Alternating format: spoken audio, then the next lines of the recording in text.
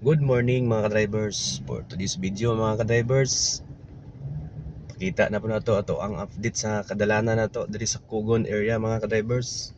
So mao ni diri ang area sa Julmar mga ka-drivers. So kung naamoy mga sari-sari store, arat na. Si Uncle alanganin pagtabok. Dira kol. So dili ra kayo traffic diri karon mga ka-drivers. Buntag pa man sayo. Pero ang mga rila katag yun.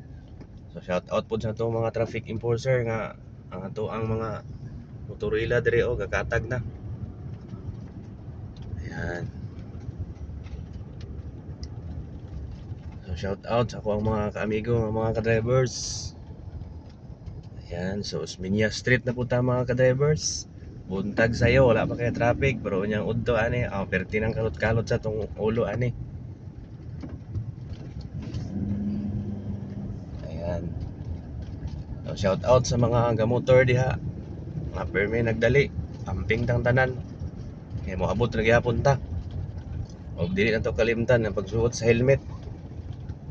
Kaya makabayad gid ta sa LTO or traffic kid na to nga 1.5 ro ba kayo. So maoro to mga ka-drivers, mayang buntag sa tanan. God bless.